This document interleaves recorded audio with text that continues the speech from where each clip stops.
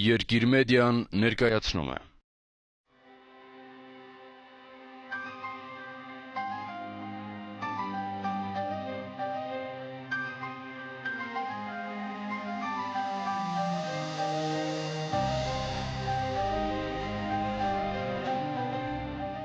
Պատմության հանդեպ երեսդ միշտ բաց քո ողջ էությամբ նորին փարվելով 1965 թվական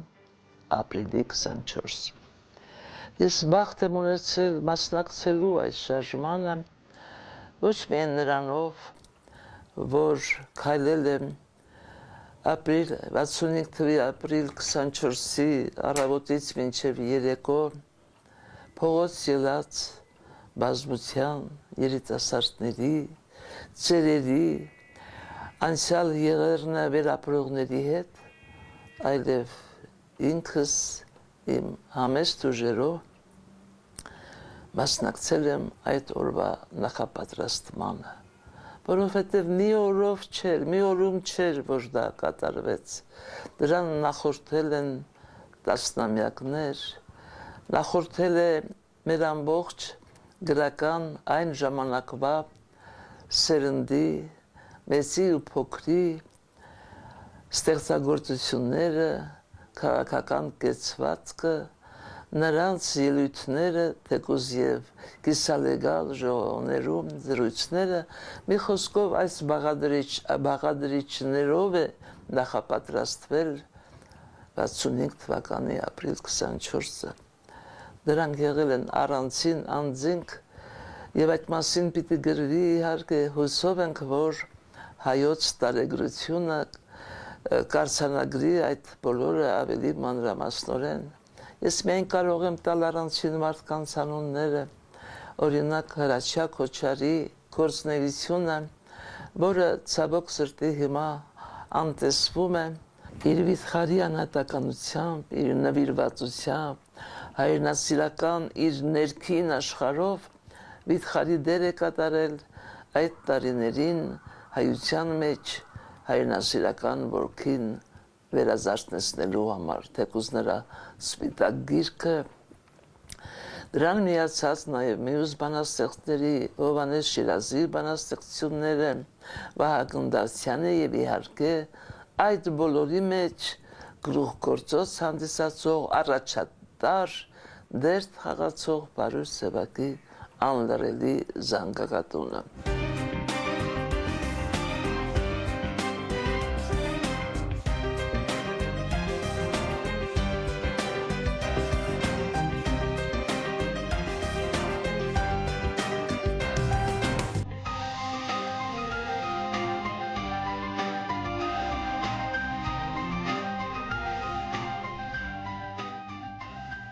Ես և այդ տարիներին գրել եմ իմ թերևս ամենաընթերցակ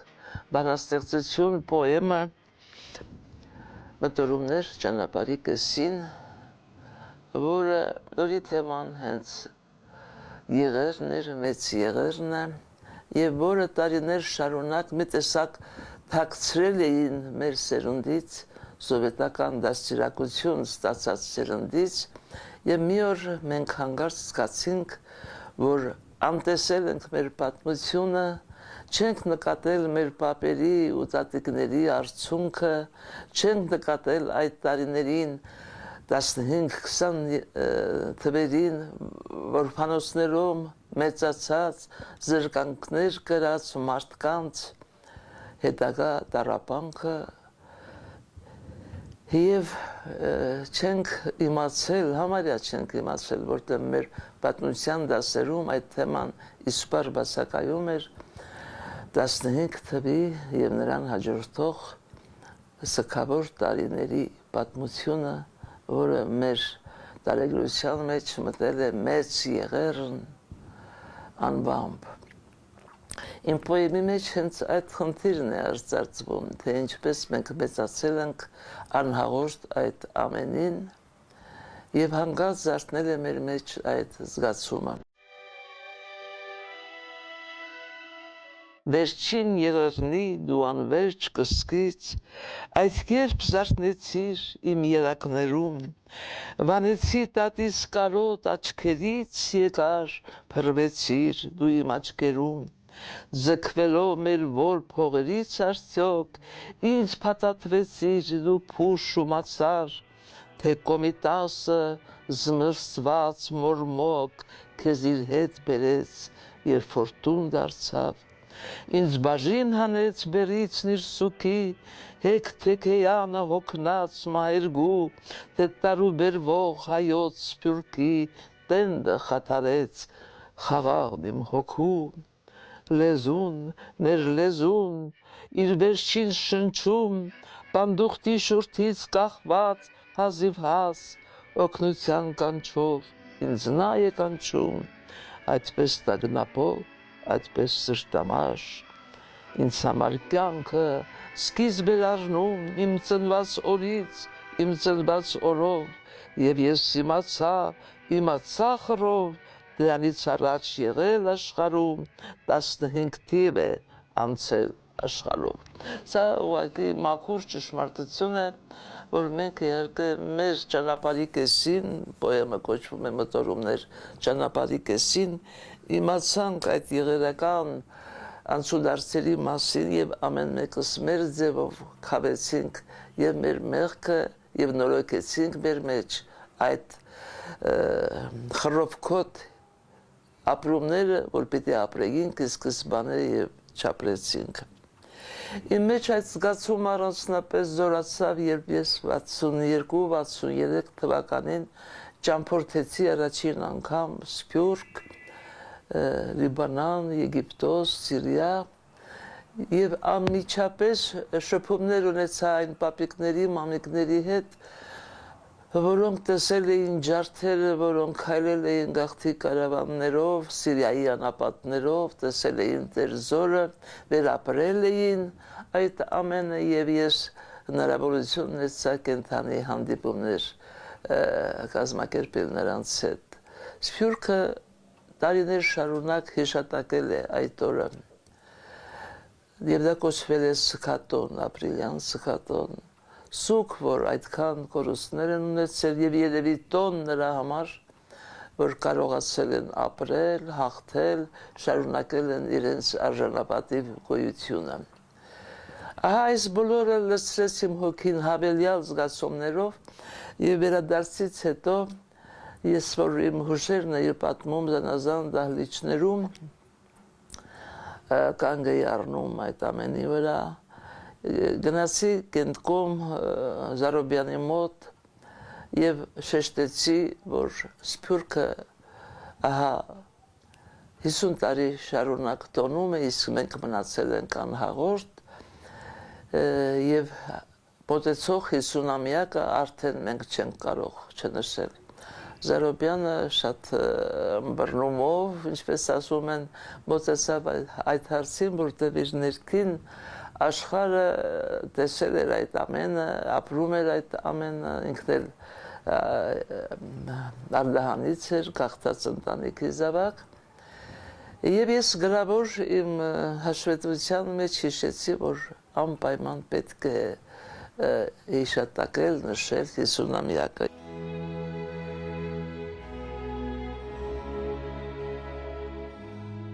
Սիրտս, մի սպասիր, իզուր մի հուսա, իմ շրթունքները սովոր ճշմարտին,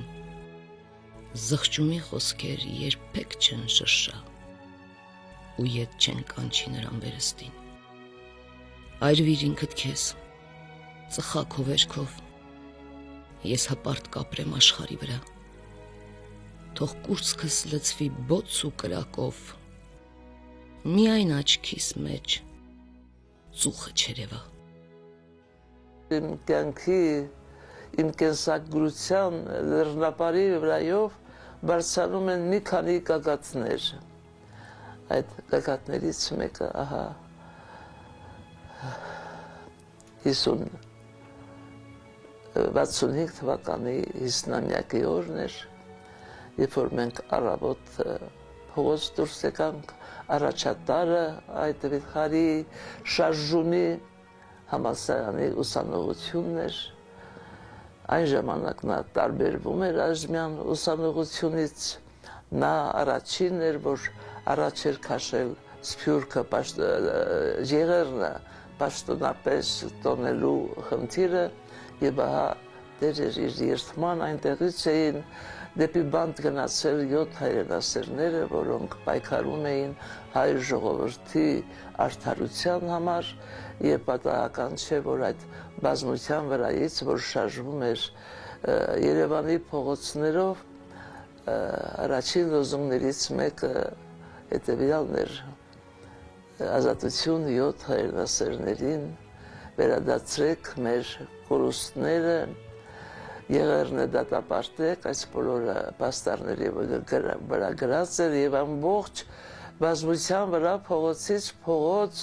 իրար արձագանք տալով հնչում էր գերագույն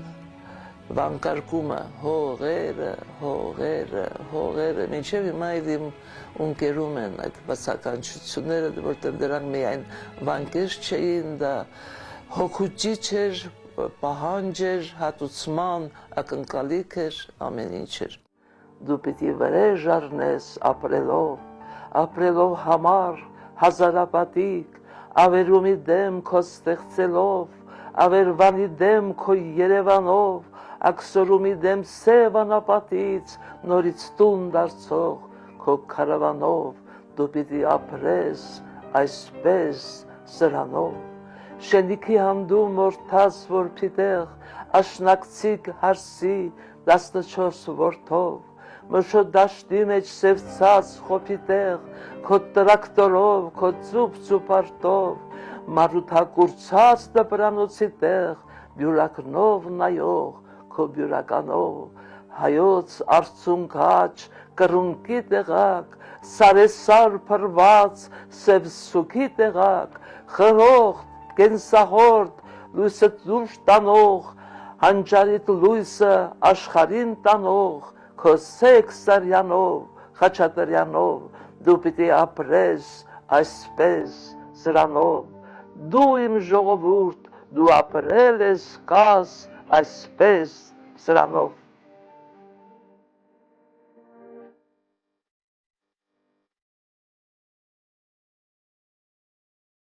Եվ պատահական չէ, որ նույն հրապարակում տասնամյակներ հետո 1988 թվականի փետրվարին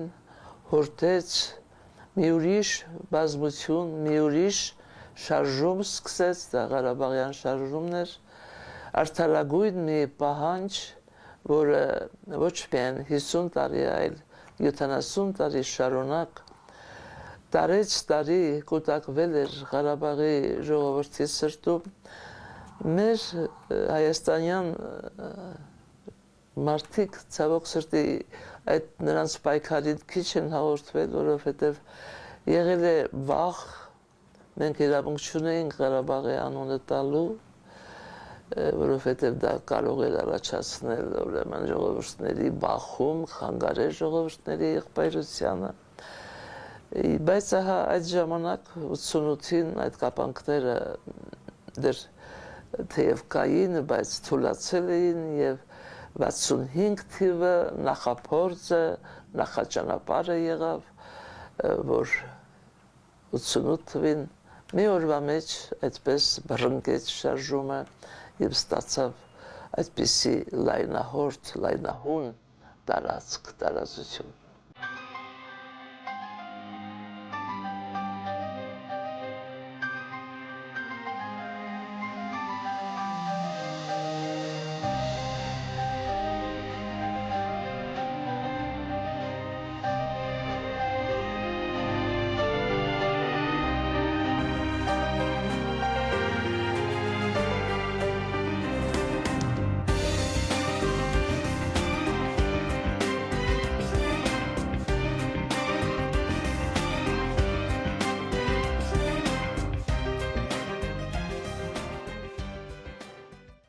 Հետո իմ քարավանները դեռ քայլում են գիրքը,